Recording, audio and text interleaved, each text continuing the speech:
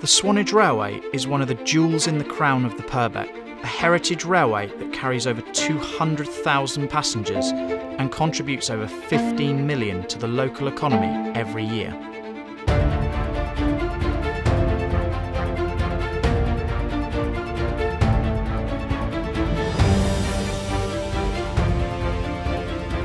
I'm Josh and I volunteer as a fireman on the railway.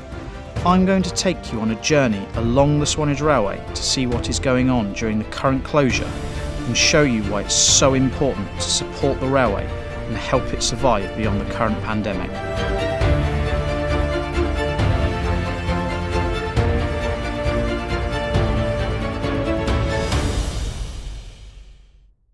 In this second episode, I'll be finding out what the railway means to one of the local businesses and meet the Chamber of Trade.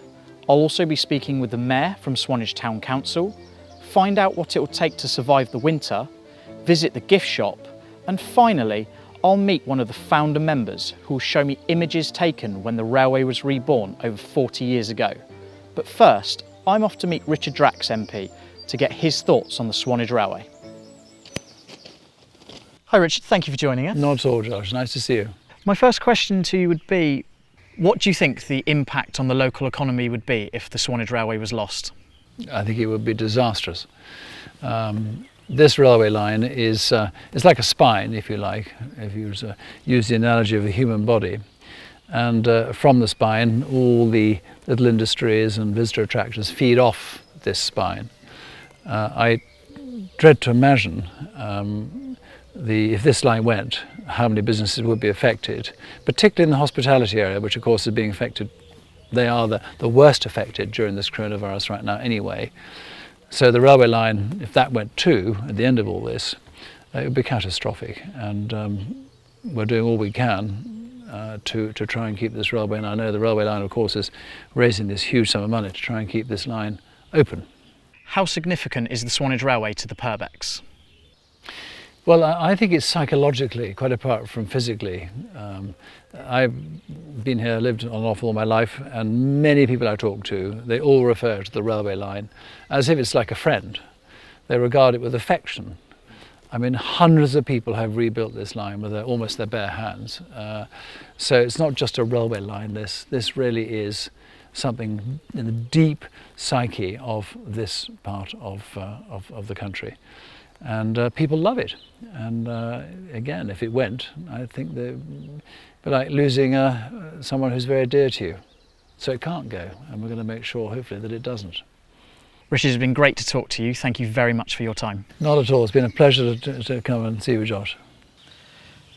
As Richard Drax alluded to, the closure of the railway would go far beyond the station gate. Local businesses are also being impacted by the loss of passengers coming into the Purbeck. I'm now going to head back down to Swanage to meet a local business owner to find out more.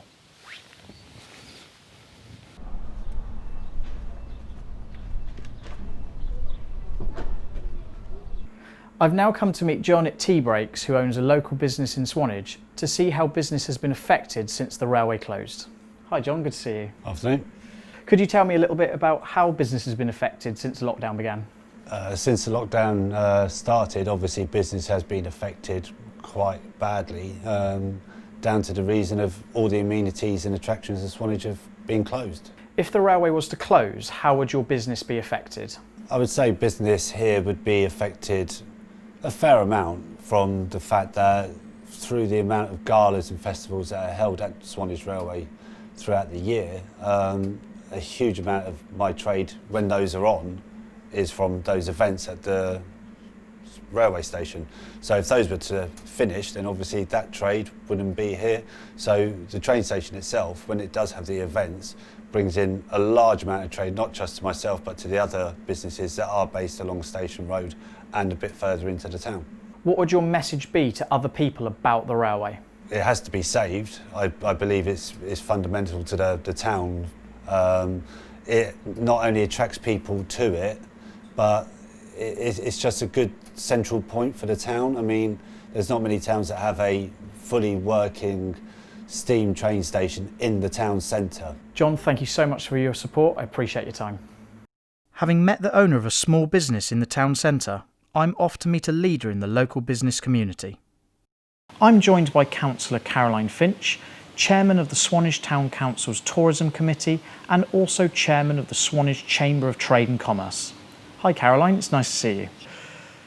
Could I start off by asking you how you think businesses in Swanage would be affected if we were to lose the railway?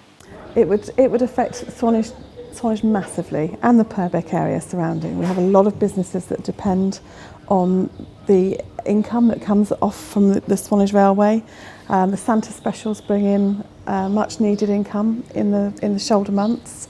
Up to £15 million comes into the economy to bed and breakfasts, hotels, restaurants, cafes. It would be a massive impact on our town. How would you like to see the Swanage Railway and local businesses work together in the future? I would like to see us all come together and really help Swanage Railway out of this crisis. I think we need to put minds and hearts together and look at different ways of helping and bringing more people into this town. We are a destination town. People come here, they don't drive through Swanage, they have to come here, and I would love to see events put on and us all working together to make it nicer for our visitors. What does the railway mean to you? The railway means a lot to me. It brings memories, it makes memories for families coming together, taking a train ride of all generations, from the little ones that just love the train to getting on there with your grandparents. I think it means a lot, and I think it means a lot to everybody. So I'll do anything I can to help this railway. Thank you for coming to see us today, Caroline. Next, I'm off to meet Councillor and current Mayor of Swanage, Mike Bonfield. I asked him what the Town Council's thoughts were on the way forward for the Swanage Railway. I think we have to be positive. The railway will succeed. People of Swanage are very, very good in pulling together in whatever the circumstances. We've done it back in the 70s when the railways decided to take it away, pulled up the tracks within about 6 weeks. But a group of volunteers and locals really pushed to get this railway back. And I believe that the locals will pull together to make sure we maintain this. It's so important to our local economy. What would your message be to the people of Swanage about the current plight of the railway? I think it's like all things. You tend to forget sometimes the railway is a big organisation here in Swanage, but we have many others, and we need to pull together to protect the things we have here for our visitors and locals alike. And this is not just for Swanage, it's for the whole Purbeck area. The railway affects the whole of Purbeck, and we need to pull together to protect that for the future. It's also very important as another means of getting into Swanage. We've got one main road in and the ferry, and if the ferry's off and the road is blocked, hopefully the train will be here to keep some form of entrance and exit for everybody. It's been great talking to you, Mike. Thank you very much for your time. Thank you very much. COVID-19 is almost certain to have a disruptive presence this summer and has the potential to cause more problems in the winter. I'm going to revisit my interview with the Swanage Railway Trust Chairman, Gavin Johns, to explore this in more detail. Is there a potential for a summer service this year? We're looking at that very carefully. We hope that there will be. What we're having to do is to consider what we've got to do to make the summer service attractive to our customers so that they feel safe. So we've got to take certain protective measures to maintain social distancing. That unfortunately is going to lead to train loadings about 20%, so considerably lower than normal. We're also having to make sure that our staff and volunteers in operating the service are safe. So it's something that we're evaluating at the moment, and if it makes a financial case to do it, then we will do so. I hope it'd be nice to see trains running again. Other parts in the planning that we're looking at is to consider what we need to do in the winter. During the winter we don't earn any income, but we still have to carry our costs for the staff that we employ as well as the works that we carry out on the railway. And in many ways winter's a bigger risk for us because until next Easter, when we start running trains again, we're not going to earn any income. So that's why we're really maintaining the fundraising focus as well. In addition to the issues mentioned by Gavin, the winter is a notoriously difficult time for us because of the natural reduction in footfall and the fewer days that we operate. We are always reliant on our Santa specials to see us through the winter. If this is disrupted too, the loss of income from the summer months will be compounded even more. Once the Christmas season has come to a close, we would normally use the downtime to carry out major engineering projects. An example of this is the railway's track maintenance programme. Unfortunately, it is also very expensive.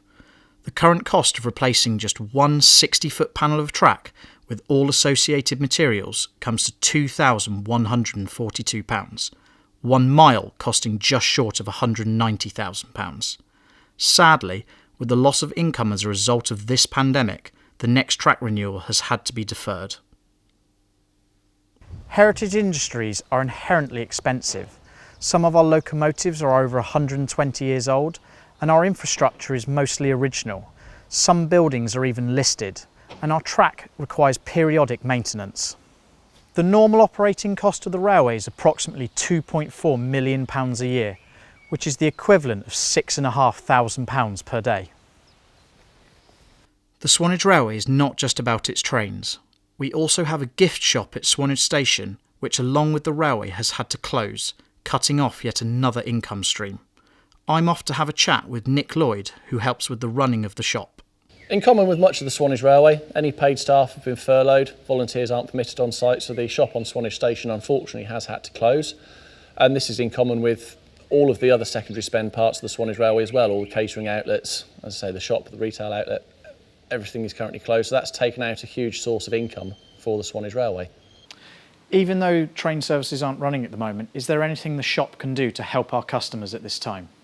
Yes, there is. We are looking at improving and updating our online shop. We did previously have an online shop. Unfortunately, it was a little bit outdated and the means of getting to it from the website was quite convoluted. So we're looking to update that and improve the range of our items that are available for mail order and internet purchase. And our customers should always remember that the profit from every item that they buy from the Swanage Railway shop goes to help save our service. Thanks for your time, Nick. Much appreciated. And now I'm really looking forward to meeting one of our original founder members.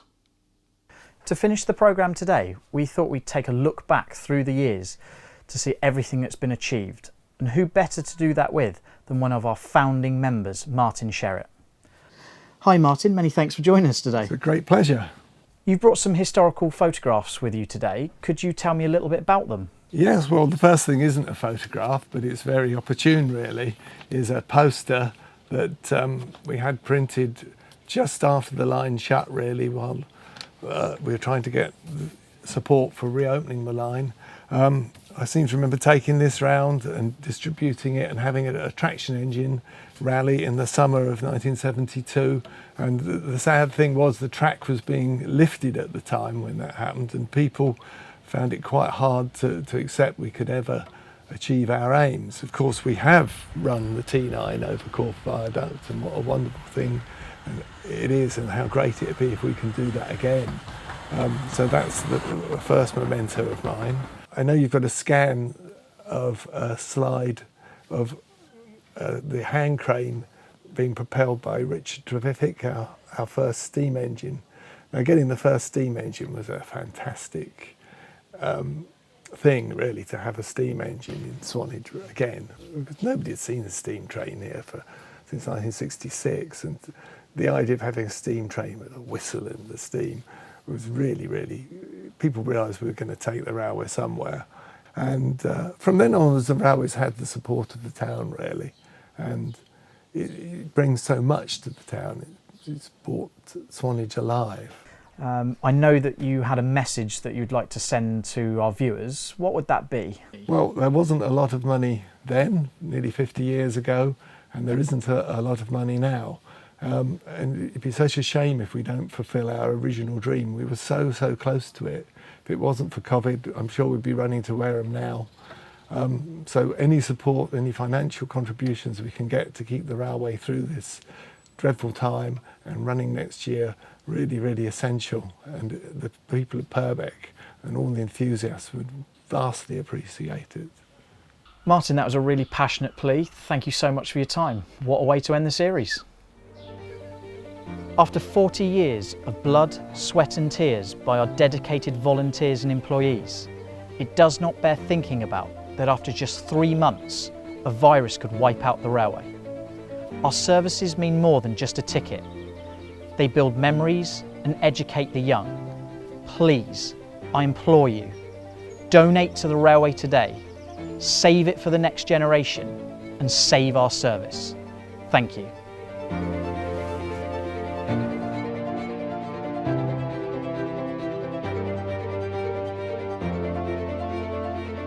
To donate by PayPal, you can visit www.saveourservice.co.uk, or for more details about bank transfers and cheques, you can go to www.swanagerailwaytrust.org/giving.